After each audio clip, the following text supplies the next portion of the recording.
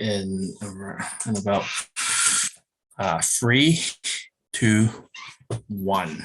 So what is going on, everybody? This is Crypto Ed. I'm glad to have you guys all here today. We're excited to have a very high caliber panel of a lot of like movers and shakers and people who are building like within the blockchain space. I hope you guys are all enjoying Coinfest so far, and you're learning a lot because we love doing what we do, because at Coinfest our mission is to help people become more familiarized with the fundamentals of crypto, because there are a lot of people who are like, they get into, I can't say invest, but they participate in the blockchain space. They only know tokens by the names, and aside from that, they don't know anything about the fundamentals. And as a result, you have a lot of these so-called moon boys who are ruining things within the crypto space. And for Coinfest, our mission is to help everybody become more informed and develop a sense of strong foundation. And the way to build this foundation is by learning, by hearing, by being like in discussion with those who are building this space. So today, I am joined by a panel of wonderful movers and shakers, and I believe Wes is going to be the moderator, right? So Wes, would you like to introduce yourself, and then you can head on to introduce each of the panelists. Absolutely. Thanks so much, Ed. I appreciate you having all of us here. Everyone, it's great to meet you all. My name's Wes Geisenberg. I'm the Vice President of Sustainability ESG at the HBAR Foundation. The HBAR Foundation's really here to help grow the Hedera Hashgraph community and drive utility on top of Hedera's network. We're a grant-giving organization that's looking to grow the economy on top of Hedera. And today we're going to talk a lot about sustainability and ESG and some great applications, movers and shakers and builders in the Hedera ecosystem, and really how we're helping drive utility and the sustainability economy on top of Hedera. And so I'm joined by a great group of panelists, and I'll go through one by one, but have the panelists introduce themselves. But starting with Jennifer from Seon Water, who's a great founder in the water space, as well as companies like Dovu, where we're joined by Matt Smithies, the CTO of Dovu, Nimrod Cohen, the head of product, as well as Richard Dwelle from Reardon Digital Assets, and then Daniel Norkin, who is the CEO and co-founder of Envision Blockchain. And we have some great co-founders in Daniel, Richard, and Jennifer, as well as 2 product masterminds from Dovu, who I'd just like to go around the room, maybe starting with the Dovu team, introducing themselves, and also their projects as well. Matt, do you want to kick it off? Sure. Thank you, Wes. So I'm Matt Smithies, the CTO of Dovu, and we're kind of very focused on the kind of carbon offsetting and how kind of blockchain and DLT, more specifically Hedera Hashgraph, can help build solutions around that. In short, Dovu helps farmers sell carbon in their soil through regenerative agriculture for long-term income. There's a lot kind of that goes into that, and Nim will kind of follow up on more details on like what that kind of comprises of. Cool. Thanks, Matt. Hey everyone, I'm Nim. I'm the product person at Dovu. As Matt said, we're building a carbon offsetting marketplace and infrastructure for carbon accounting, built on the distributed ledger. There's a good reason for building and using distributed ledger. I know some products don't necessarily have that foundation and connection, but we believe that the carbon accounting and traceability of the carbon is such a big, has such a big part to play in the whole carbon offset future. Yeah, so very happy to be here, and if there are any questions, just send them my way. Awesome. And Jennifer, who is fantastic in helping organize this panel, do you want to go next and share a little about yourself as well as Soon? Sure. My name is Jennifer Kim, and I am an alumni of Google for Startups and the Clean Tech Open. I was a regional finalist in the Clean Tech Open. And our company, Water, we work within the Internet of Water. So this is I guess, a new data process to record data in water. It started with Duke University, and we're adding Hedera Hashgraph to that, just because we want our databases to be auditable, tamper-proof. And we're specifically bringing this technology, this affordable technology, to marginalized communities in Central California.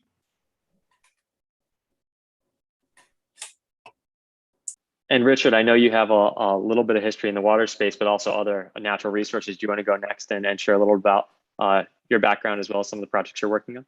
Sure.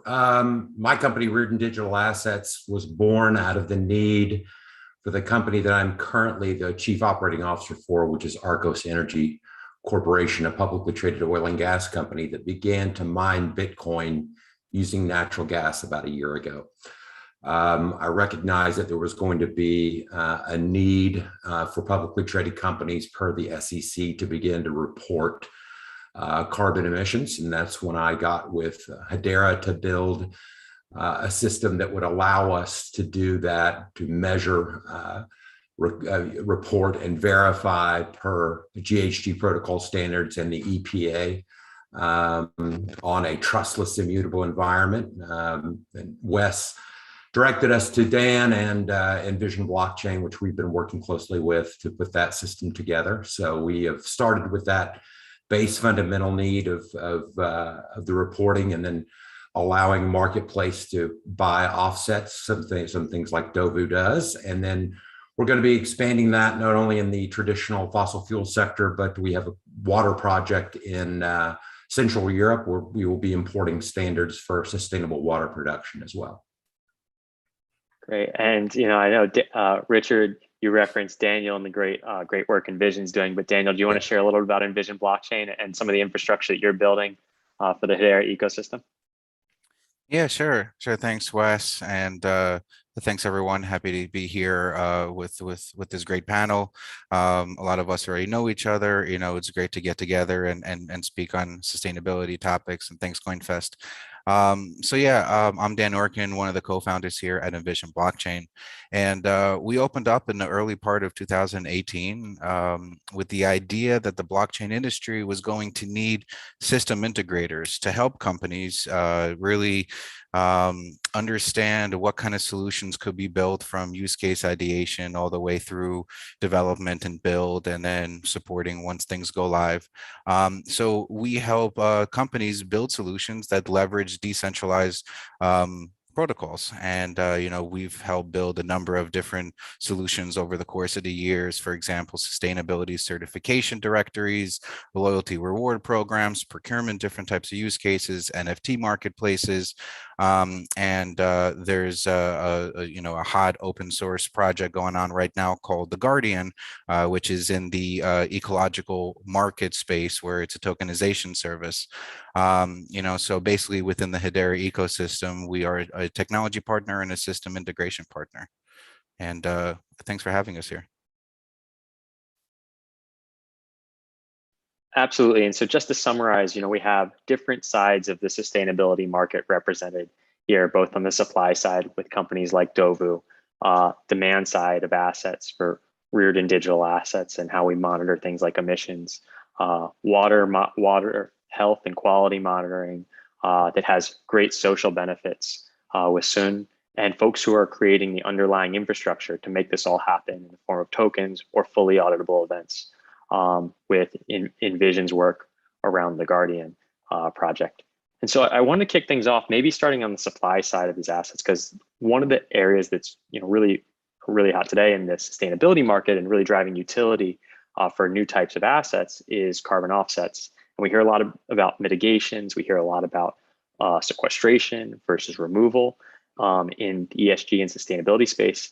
And wanted to bring that into a little more granular format. I know the Dovu team has spent a lot of time building out methodologies, but can maybe Matt, Nim, to kick things off, could you share a little about how that works today from an auditability perspective? And then really what does that mean for someone like a farmer when we're sourcing some of these offsets? Because I don't know if you're the ones farming every time and making these changes and practices, but can you talk through that process? So there are a couple of questions there. One is the auditability and the other is for the farmers themselves. So for the auditability, just to take a step back, there's a current reliance on kind of central authorities for definitive proof if carbon has been offset or not.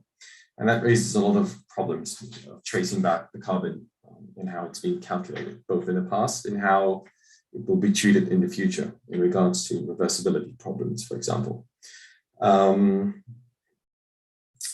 So the audit trail is basically a means to kind of support that visibility of any carbon offset from the beginning way up into the future.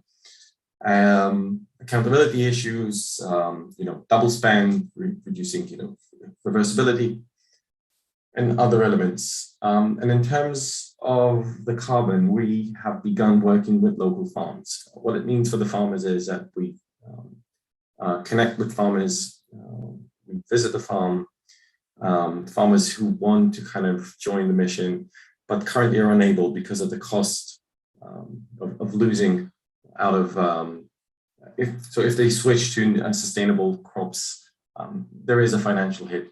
So what we do is we work with them on providing them some sustainable means of farming through third-party providers and other policy providers, which set out a guideline on how they should farm in a more sustainable way. So the first thing is there's a benchline measurement of the current carbon. And through a sequence of calculations, we can provide an estimate of how much carbon will be stored. So in terms of additionality for the future. Farmers commit. We have a legal commitment in place between 7 to 15 years. That depends on the farm, that depends on the location. And that's it, basically. Ever since at the point of signing the contract, every 6 months, we provide an audit to the farm.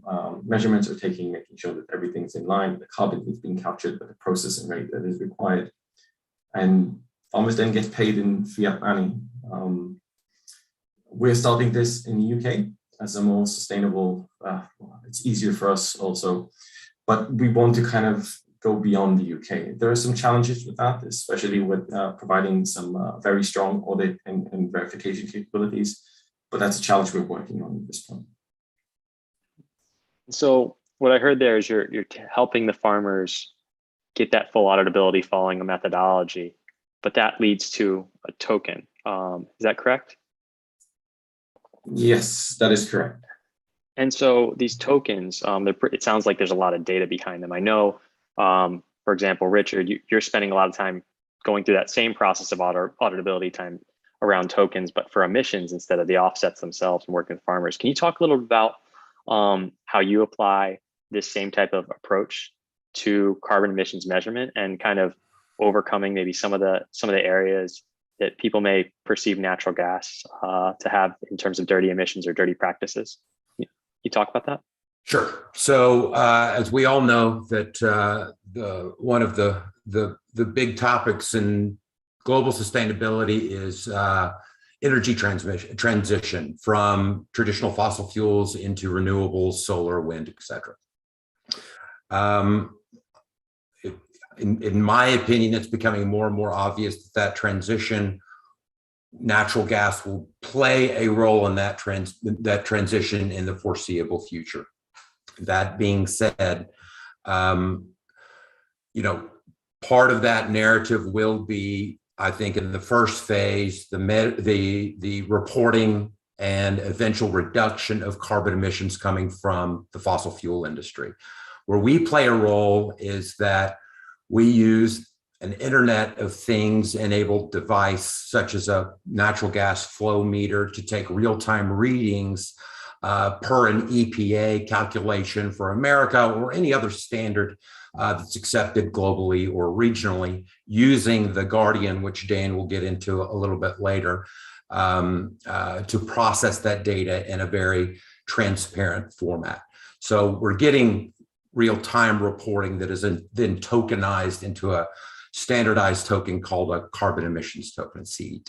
That allows the reporting for emissions without those auditing processes having to go on at 6 or 1 year intervals. And eventually we hope that becomes completely contained within the system. And then from a larger value add perspective, what that allows is also real-time purchasing of tokenized carbon offsets. So as Dovu produces offsets and as we produce carbon emissions tokens, we provide that ability for the customers on our network to make purchases of those offsets so that they can satisfy those, retire them, and hit that all-important carbon neutrality.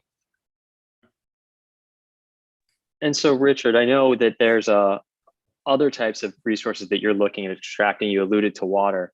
And I think this really, is a nice comparison for some of the work that Jennifer's doing around the quality of the water. Can you talk a little about how that may apply in a water scenario? And then maybe to follow up, Jennifer, I would love to hear a little bit more about how you see potential water data quality issues and getting that full auditability and the importance, not just from an environmental aspect, but a social aspect. And maybe we can talk a little about some of the benefits first with Richard and then with Jennifer there. Sure.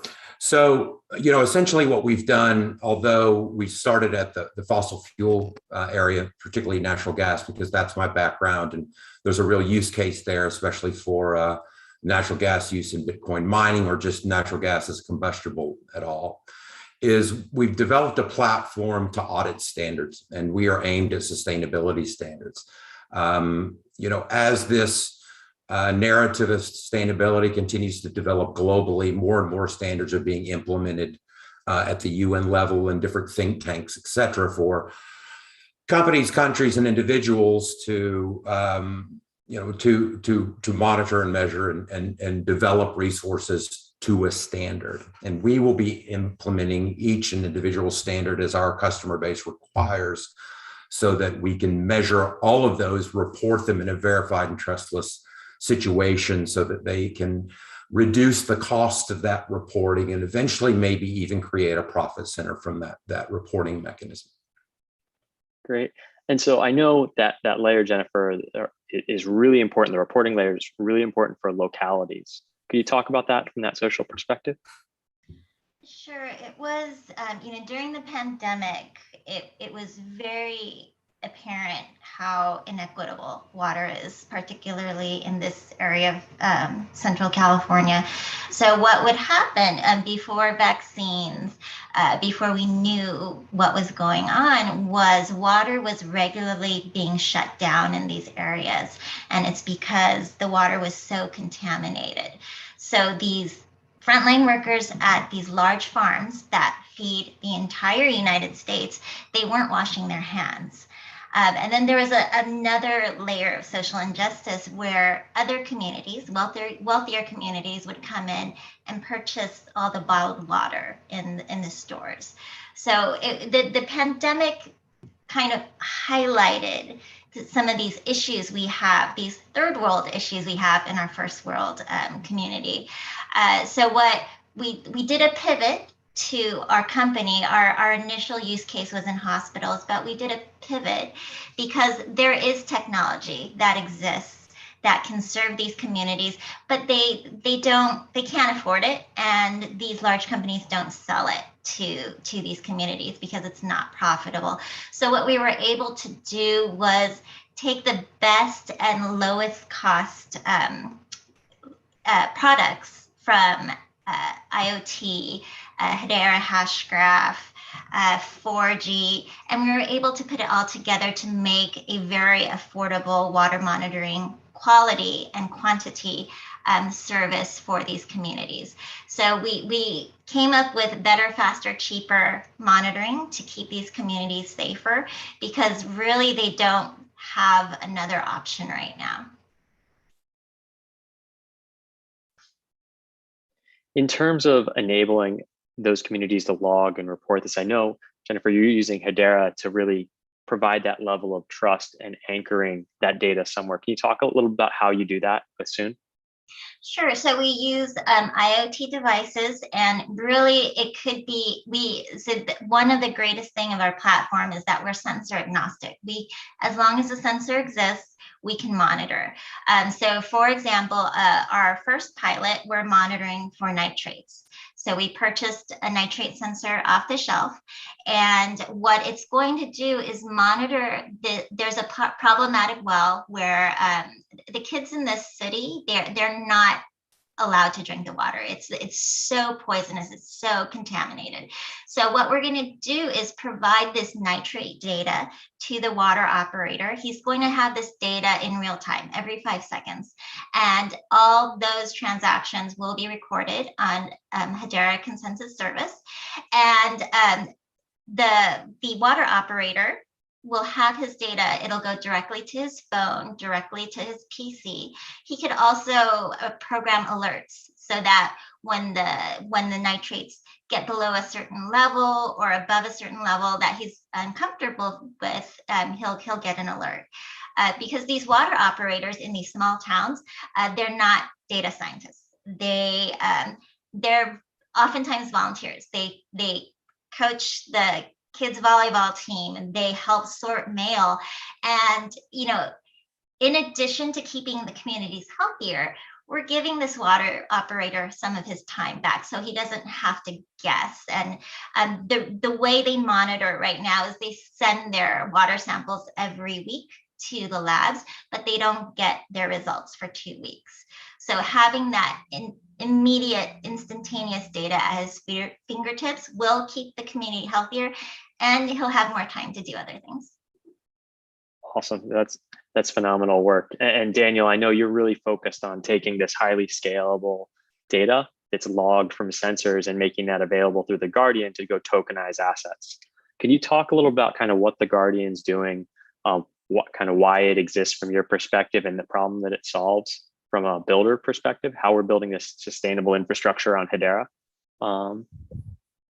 Yeah, sure. So, I mean, starting at the super high level, I mean, the Guardian is built to be a extremely modular and open source solution that includes kind of like what Jennifer just mentioned, kind of like a best of different types of components from around the industry. So we combine, for example, identity management in the form of decentralized identifiers, better known as DIDs, and verifiable credentials, VCs, and verifiable presentations. And we're putting that on top of the Hedera Hashgraph network. And really, at the heart of the entire solution is this Guardian workflow engine, is the policy workflow engine. And, kind of like the catch line is what it does is it enables applications to offer a requirements-based tokenization implementation. It allows basically almost all the companies that you see over here in this panel to kind of use it on different levels and different spectrums. And that's why we're calling it kind of like a modular, because while we have a reference implementation at the in the Hedera repo, different applications are going to want to use their own things. They may want to use their own front end that they've already developed. They may want to use different databases, different reference implementations are used to kind of demonstrate what could be in different types of specifications. Really, what those readings are important for is because that these requirements-based tokenization services, they're really mission critical, because the creation of these ESG assets for ecological markets, whether you're creating carbon emission tokens or like what Rich is talking about, or carbon offsets like what Nimrod was talking about, that there's specific methodologies that will follow kind of on both sides. So these methodologies, kind of simply put, they're just business requirements. First, something needs to happen, then something needs to happen. For example, Nimran mentioned earlier when he was speaking that at a periodic time, there needs to be something else that's sent, etc. Jennifer mentioned that periodically every 5 seconds, a new reading has to be sent. So we can build these kind of, custom policies that allow, once something is logged onto the Hedera network, to have publicly discoverable and auditable ESG assets. Very cool. Thanks, Daniel. And so when that comes to markets, I think a lot of people here want to understand, well, how do we enable better ESG markets, whether it's for offsets? How do we relate those to emission tokens? Matt, do you want to talk a little about what Dobu is doing in the marketplace, from your perspective, and how we can better match these assets and make them available for anyone here who's listening? Yeah, so David currently has a marketplace. We plug into the Guardian. And I think what's kind of really interesting about the market side of things, it's all about kind of de-risking purchases. So being able to say from an offset point of view, maybe I emit in Bulgaria. I want to select projects in Bulgaria only and take a little bit of each, so that as a purchaser, I get a nest of credits and therefore de-risk my output. Nim, do you want to add anything onto that? That's covered pretty well. Great. And so in terms of how we see this and what we should hear from these projects as we're creating these different markets, as we're interacting with these different local communities all around the world. I know we've heard from projects that are in the UK. I know Richard, you're spending a lot of time in Texas, but in other countries around the world. Jennifer, you've mentioned the Central Valley. And Daniel, we've seen Guardian deployments, I think, in 10, 20 plus countries to date. Can you give us a little preview as we wrap up for what we should expect from each of your projects next? Maybe starting with Richard. Sure. You will start to see after the first of the year for us, we will go live with Envision on our first pilot project with Arcos Energy Corp on the natural gas to Bitcoin mining side. Through 20 years plus of international oil and gas experience on my side, we are working closely with several environmental ministries and state-owned oil companies to run pilot projects. So you'll see announcements coming out in Q1 and Q2 of next year, as well as a launch of a couple of new features and utility functionality that we're developing with Envision right now. Great. And Jennifer, do you want to share a little about some of the exciting news coming from soon, or what we should keep an eye out for? Sure. By next year, we should be done with 2 pilots and deployments due to President Biden's infrastructure bill. So we're really excited to bridge some of these gaps in these marginalized communities everywhere. Fantastic. And Matt and Nim, what should we keep an eye out for next with Dobu? So over the next quarter, we're going to start exposing our APIs and create some more applicable beta solutions on the demand side as well. Awesome. And Daniel, last but not least, do you want to share what's next in the Guardian roadmap and maybe some of the work Envision's doing? Yeah, sure. Happy to do that. And for anyone that wants to have, a closer look at the Guardian, everything is open source and same with our roadmap. So feel free to send us an email at info@envisionblockchain.com. We'll send you a link to the Zen Hub tool that we use. But essentially, some of the really interesting things that we have coming up on top of releasing the APIs in order to use the Guardian for your own project, which should be coming out in about the next week or so.